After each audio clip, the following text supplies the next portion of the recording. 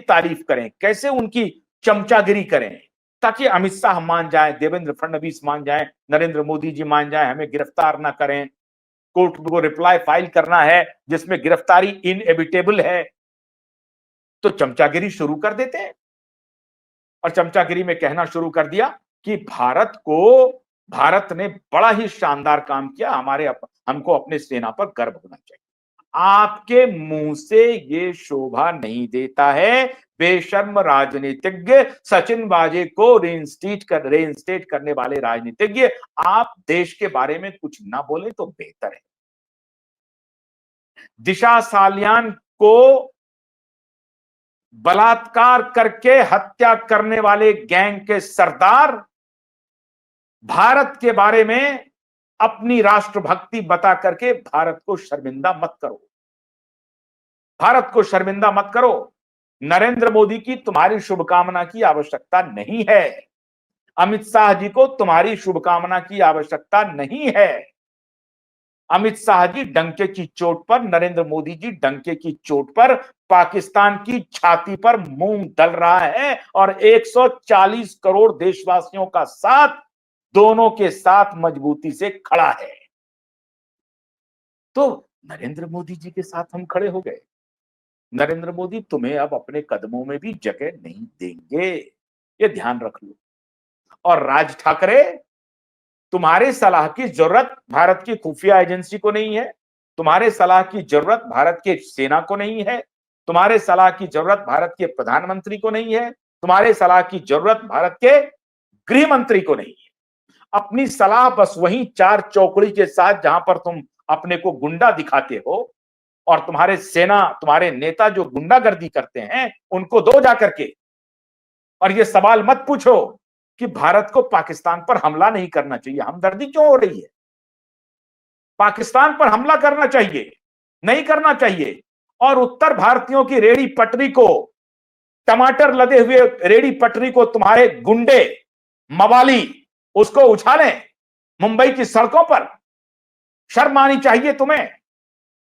उत्तर भारतीयों को लात जूते मारे और तुम कहो जाकर के कि भारत को हमला नहीं करना चाहिए। किसको सरमन दे रहे हो तुम?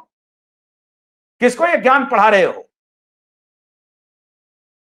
अरे हिम्मत है तो दिल्ली में आकर के राजनीति करो, राजनीति करो दिल्ली में आकर के। किसको धमकी दे रहे हो? तुम्हारे जैसे नेताओं के खिलाफ क्यूबाई नेटवर्क ने मोर्चा खोला है। तुम्हें नेता स्वीकार नहीं करने के लिए क्यूबाई नेटवर्क अभियान चला रहा है। ऐसे गुंडों के खिलाफ मजबूती से पूरे देश को खड़ा होना पड़ेगा। जो अभी मोदी जी से सवाल पूछ रहा है, भारत पाकिस्तान पर हमला न करे।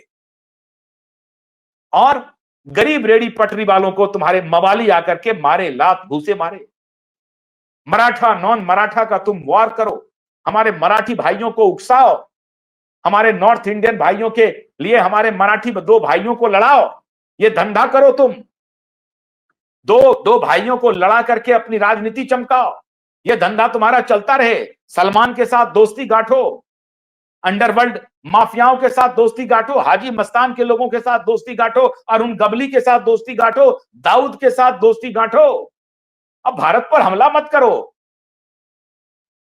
अरे खानदान के सारे रिकॉर्ड खुफिया एजेंसी के पास हैं, चिंता मत करो। पूरे खानदान के रिकॉर्ड खुफिया एजेंसी के पास हैं। अब अपनी उल्टी गिनती शुरू हुआ मान लो। और मैं देश के प्रधानमंत्री से यह आग्रह कर रहा हूं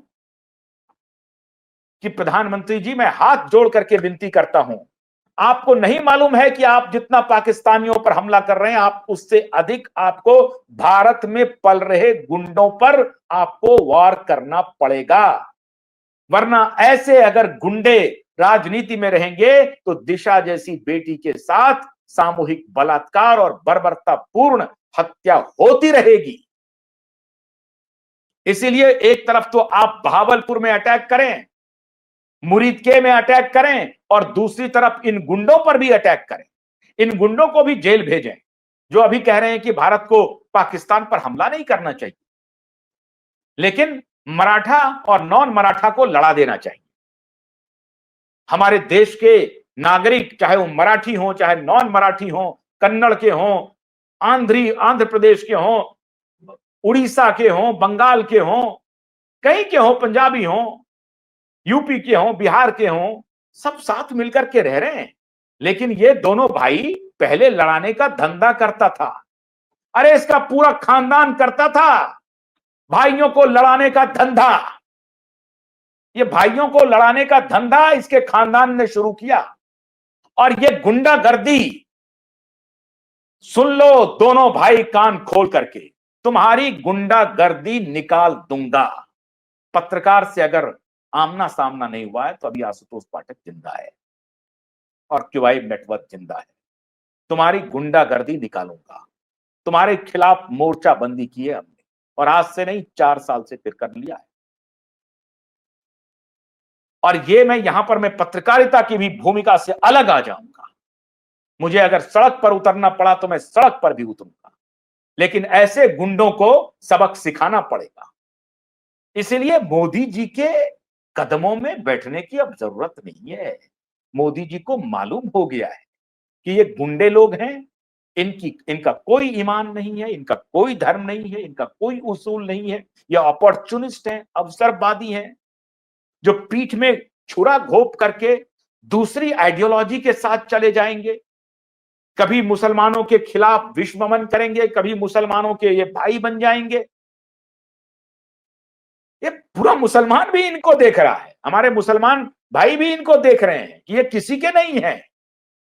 कभी मुझे गाली देता है और कभी मेरे ही साथ आकर के खड़ा हो जाता है। तो ये चापलूसी करने वाला है, ये अवसरवादी है।